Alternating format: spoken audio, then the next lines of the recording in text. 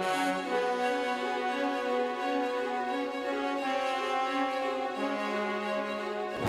recap of Night 4 of protests against police brutality. The Biden administration moves towards sanctions against Russia. And how former President Bush is addressing immigration. Broadcasting live from the University of North Texas, this is ntTV News at Noon.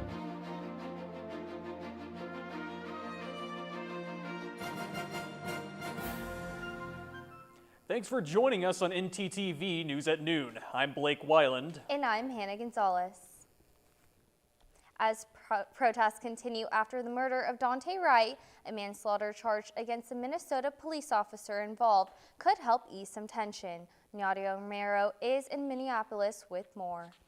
A notably calmer fourth night of protest. For the second night in a row, we have not seen looting in Brooklyn Center. There were no fires set in Brooklyn Center.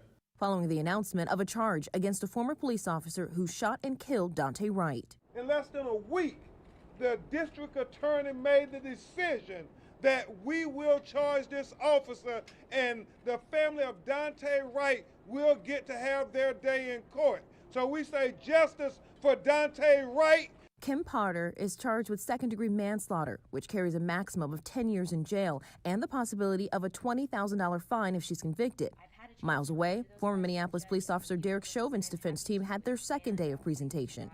Dr. David Fowler, a former chief medical examiner for the state of Maryland, spent the entire day on the stand, his testimony centering on the defense's theory George Floyd died from underlying heart disease. But during cross-examination, Fowler testified the emergency medical attention should have been given by officers to Floyd. Are you suggesting that though Mr. Floyd may have been in cardiac arrest, there was a time when he may have been revived because he wasn't dead yet? Immediate medical attention for a person who's gone into cardiac arrest may well reverse that process, yes. In Minneapolis, I'm Nadia Romero. Just this morning, Derek Chauvin invoked his Fifth Amendment right, and his defense team announced that he will not testify at his trial. During the defense hearing yesterday, Dr. David Fowler, a retired forensic pathologist, said it was possible that Floyd died from carbon monoxide ingestion from the tailpipe of the car he was pinned on the ground near. He also stated that Floyd's blood should have been tested previously for carbon monoxide levels. However, when the prosecution announced that they had new evidence to present regarding Floyd's carbon monoxide tests, Judge Peter Cahill threatened that if they mentioned the test results during their witness rebuttal, there would be a mistrial. Prejudice the defense by the late disclosure, even if it's not due to bad faith, but the late disclosure has prejudiced the defense, it's not going to be allowed. So Dr. Tobin will not be allowed to testify as to those lab results. If there's anything he wished to add about carbon monoxide as far as environmental factors, but if he even hints that there are test results that the jury has not heard about, it's going to be a mistrial. Pure and simple. Both Chauvin's defense and the prosecution have rested their case. Earlier today, Dr. Martin Tobin, a pulmonologist who previously testified at the trial that Floyd died of low oxygen levels, was called to the stand to rebut Fowler's testimony. Since the prosecution was not able to use this piece of evidence, their witness questioning did not last long. Each side will give their closing argument on Monday. We'll keep you updated as the monumental trial continues. The Biden administration could announce the removal of up to a dozen Russian diplomats. The news comes as talks of sanctions surrounding targeting Russian individuals and entities allegedly involved in the SolarWinds cyber intrusion and tampering with U.S. elections. President Joe Biden is expected to sign executive orders today. As an inside source adds, the U.S. is coordinating with European allies on the sanctions. Yesterday, a House committee approved a bill that would establish a commission in charge of studying possible reparations for descendants of slaves. The bill now faces a vote of the entire House. However, if the bill passes the House, it is unlikely it would pass in the Senate. The bill was introduced in 1989 by then Congressman John Conyers. Conyers introduced the bill every year after that until his retirement, when new Congresswoman Sheila Jackson continued to introduce it. This is the first time the bill has made it to a full House vote, and one economist says it could cost upwards of $12 trillion. You know, Blake, I'm loving this weather right now. I just hope it doesn't rain. I can't agree with you more, Hannah. Let's go to our weather anchor, Jessica Jalal, to find out more. Jessica? Thanks, Blake and Hannah. I'm with both of y'all on this one. I don't want to see any rain, but our current conditions, we're not going to see rain, but later on tonight we will. Let's take a deeper look at those conditions. We're at 61 degrees in Denton, Texas. It feels like 59, and we have a wind speed of 14 miles per hour heading east. Now let's move on to tonight's conditions. So after 4 p.m., there's going to be a 40% chance of rain and thunderstorms, and later on tonight, there's going to be a 60% chance. 59 for the low, and it's going to feel like 60 with a 15 mile per hour wind speed heading southeast. Now, more bad news in tomorrow's conditions. We're going to have a rain and thunderstorms again with 67 as the high, feeling like 60, similar wind speeds, but there's going to be a 90% chance of rain. That's half an inch of rainfall to 3/4 of an inch of new rainfall. And that's it for our current conditions. Tune in later for our full weather report. Back to y'all at the desk. Thanks, Jessica. Because of last month's stimulus check and COVID-19 vaccines, retail sales have skyrocketed. Today, the Commerce Department reported that retail sales have soared 9.8% in March compared to February. This massive rebound came after the distribution of the $1,400 stimulus checks included in President Joe Biden's American Rescue Plan. Some clothing retailers and restaurants hit hard by the pandemic say they are expecting to benefit from increased consumer demand in the coming months. After the break, we've got an update on the suspect involved in the shooting in the Burleson yesterday. Plus more on a deadly crash yesterday on Loop 288. Stay with us.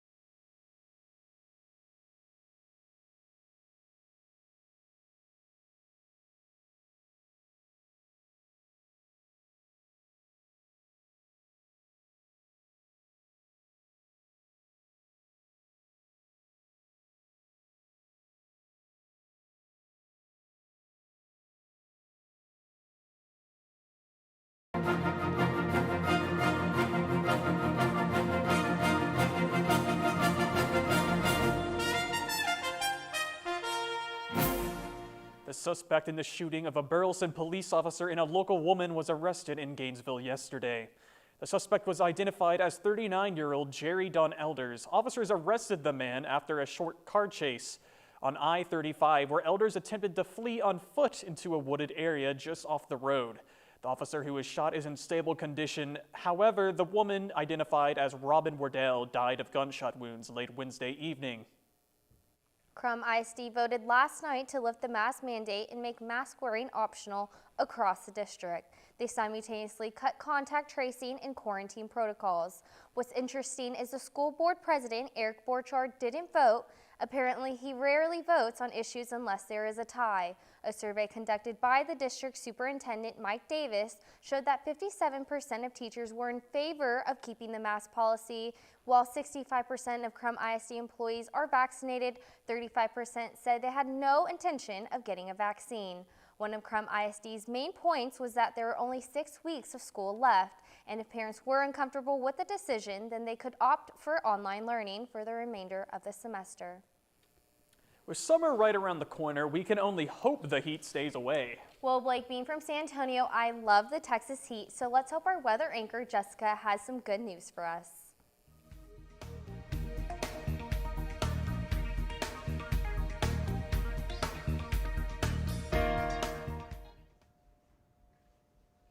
Thanks, Hannah. And I'm with Blake on this one. I want that Texas heat to stay away for as long as possible. And it looks like our current temperatures are on our side. We have 61 degrees in Denton. Similar temperatures all across North Texas. We have 61 degrees in McKinney. Over here in Dallas at 64 degrees. Fort Worth is at 62. Over in Sulphur Springs at 64. Now let's zoom out and take a look at our temperatures across the state of Texas. So down in Houston, we have 68 degrees, 65 degrees in Austin, and our warmest temperature is 78 degrees in El Paso. Now let's take a look at our 7-day forecast. So starting off today, we're going to have a high of 66 and a low of 58. There's going to be a 60% chance of rain and thunderstorms. Also, there's going to be a 90% chance of rain and thunderstorms tomorrow, Friday, 67 for the high, 48 for the low. By Saturday, we're going to have cloudy skies. It's going to be clearing up into Sunday with those sunny skies. Monday will be partly cloudy skies, and we're going to be seeing 60-degree temperatures to lows in the high 40s for the rest of the week. That's it for our full weather forecast. Back to y'all at the desk. Thanks, Jessica. Former President George W. Bush wants to put a positive light on immigrants' contribution to the U.S., and a Dallas professor is right in the center of it. Rochelle Cedinho sat down with him to tell us about his experience with the former president. Dallas professor portrait may change the immigration conversation. On April the 20th, the Bush Center in Dallas will open a new exhibit with a collection of 43 oil-painting portraits of immigrants, painted by former President George W. Bush himself, including the portrait of a Dallas College professor. He told me at that moment, you know, Carlos, I really would like to paint your portrait. You are from El Salvador. You have a very interesting life. I mean, you cannot even imagine a president painting your portrait. The exhibit will promote Bush's new book, Out of Many One, in which the stories of these immigrants are featured to put a positive light on immigrants' contribution to the U.S. One of the main ideas in his book is reshape the way people see immigrants. Correct. How do you think he's gonna do that? It's changing the conversation, because the immigrant conversation is driven by fear. I think it's gonna impact the dialogue, because here you have a book that talk about a diverse group of individuals. Not everyone is the same. There are 35 nationalities. And one of the persons in the book is President Bush housekeeper. And what the president says about her. So for the president to express that gratitude towards a second mother being a Mexican immigrant, that speaks loud how diverse we are and what we bring to this amazing country.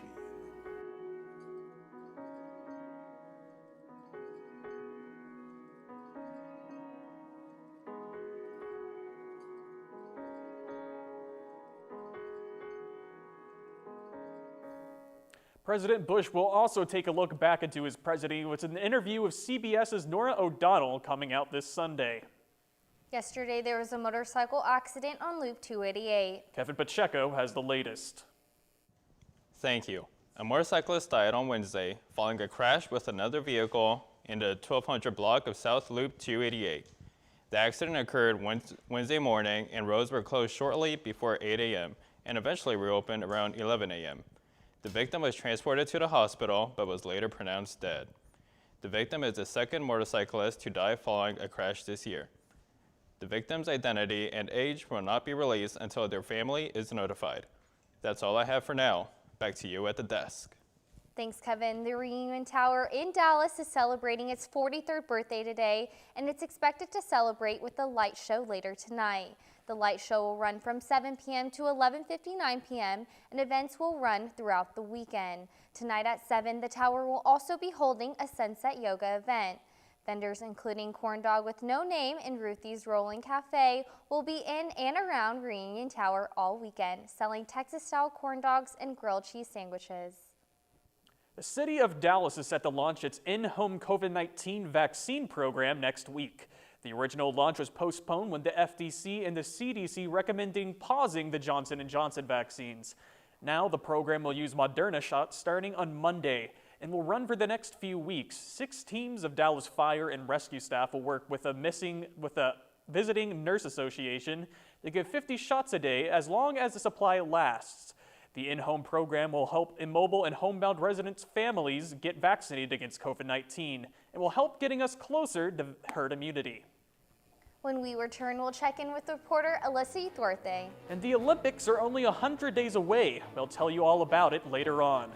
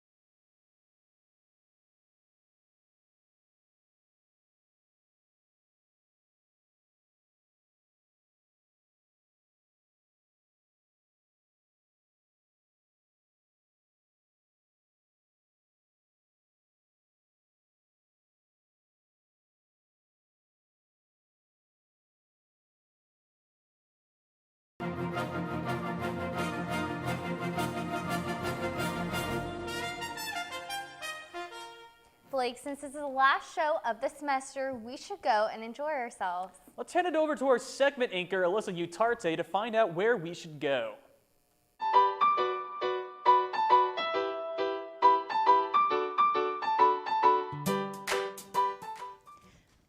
Now that the semester is finally over, we can take the time to de-stress. I found the perfect spot for you to relax and rewind.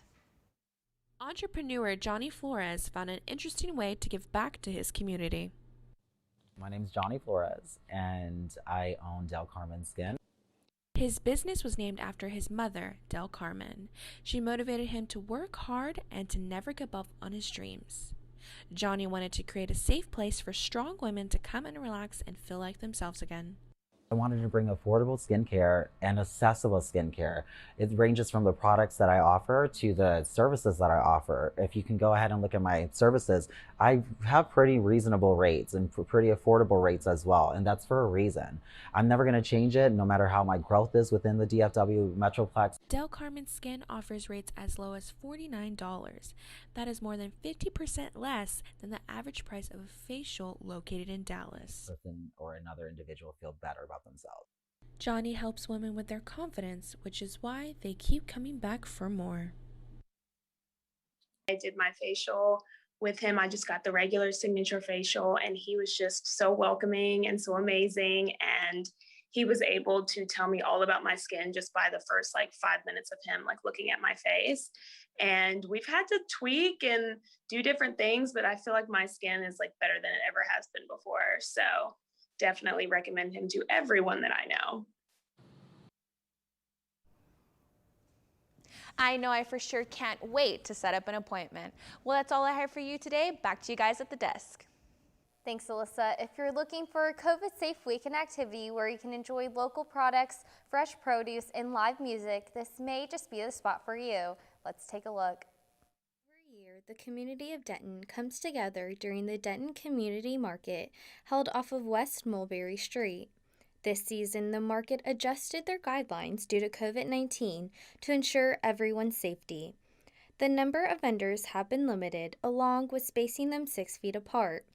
Andy Torres, the market operations coordinator, shared exactly what precautions they are taking to safely continue the market season.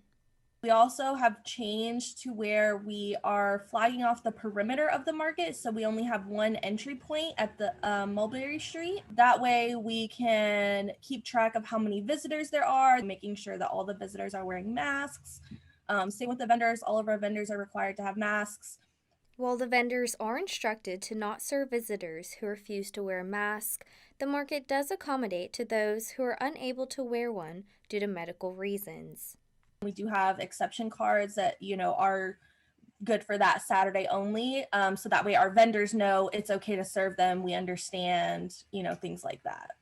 During the market, I had a chance to speak with vendor Jessica Horton, owner of Spread Happiness Nut Butters, who has participated with the Denton Community Market for 3 years now. Jessica has nothing but gratitude for the business this event has provided. The Denton Community Market plays a huge role in the success of my business. It's where I have most of my regulars at. I do most of my weekly deliveries here in Denton from people I've met at the market, and sales-wise, it's by far the biggest market I attend. While Jessica also serves at other markets around the DFW area, she says here at the Denton Community Market, her safety is always their #1 priority.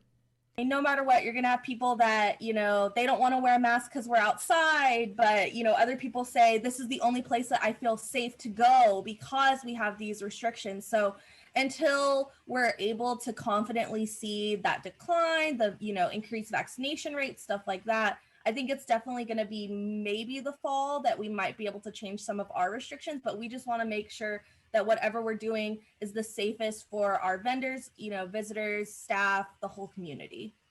The market will be open to the Denton community, where they provide a wide range of vendors for everyone to enjoy.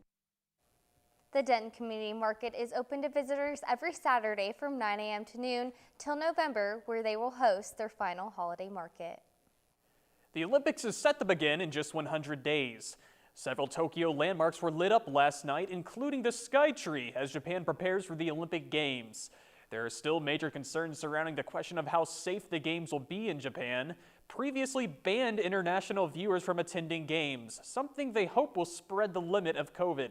However, as of last weekend, only 1% of Japan's population had been vaccinated.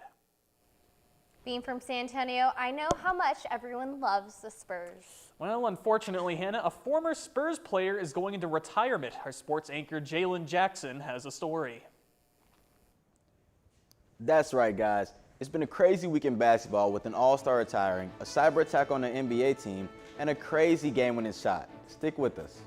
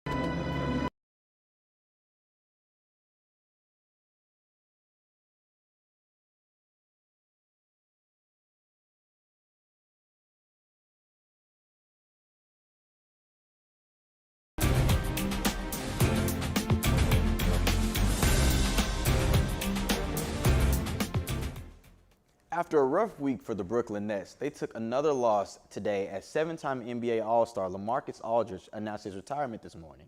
During his last game on April 10th, he began to experience an irregular heartbeat. Aldridge was taken to the hospital the next day to get it treated. He said this was one of the scariest things he's experienced. This is what ultimately led to his retirement, so he could, quote, put his health and family first. The Rockets may have become the first professional U.S. team to fall victim to a ransomware attack. A spokesperson for the Rockets says it appears unknown attackers tried to install ransomware on a number of its systems. There may have been personal information exposed in the incident, but it is not certain yet. Experts also say that this specific type of ransomware is particularly problematic because it causes data loss. This means that the Rockets may not be able to recover data even if they cooperate with the hackers. The Dallas Mavericks rocked the house coming off a 2-game losing streak, beating the Memphis Grizzlies with a 3-game three-pointer by none other than who? You guessed it, Luka Doncic.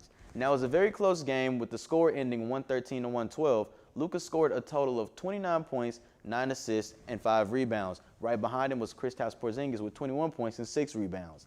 The Grizzlies just couldn't win the rebound battle considering every player on the Mavericks, with the exception of 2, had over 5 rebounds, which ultimately led to a win. That's all I have for you guys today. Back to you at the desk. Thanks, Jalen. We often hear about what a mother would do to protect her child, but what about a story of a son saving his mother's life? CNN reporter Rondella Richardson has more. Dedham first responders recognize a leader in the midst of 4th graders at Riverdale Elementary, this 10-year-old. It was very cool. His mom, 44-year-old Sarah Galanti, couldn't breathe 2 weeks ago. Nate was her savior. He texted me and said, Mommy's really sick. She was sick, yes, and she said don't call my dad, but I did. And then he called 911 and she got to the hospital. She had already collapsed to the floor and she was losing all her oxygen. It was all minutes. If he had not texted me, she would have just lost all that oxygen and not been able to recover. So it was a true hero. Pride is contagious. My thoughts were just like mind-blowing. I was very excited. I felt really happy for him. Now I know if something were to ever happen at my house, I know what to do because of Nate. He said, can we not say I'm a community hero? Can we just say that I made a really good choice and a brave choice? He did not expect this. He's not someone that would feel like he deserves something like this. That's why it's more important that he gets it. What's it feel like to be a hero? On Wednesday, the community held a parade in Nate's honor. His mother was suffering from blood clots and had to undergo open heart surgery, where she was placed into a coma. Now, thanks to Nate's bravery, she's awake and currently recovering in a rehabilitation center. Thanks for watching ntTV News at noon. Join us again tonight at 6 here on North Texas Television.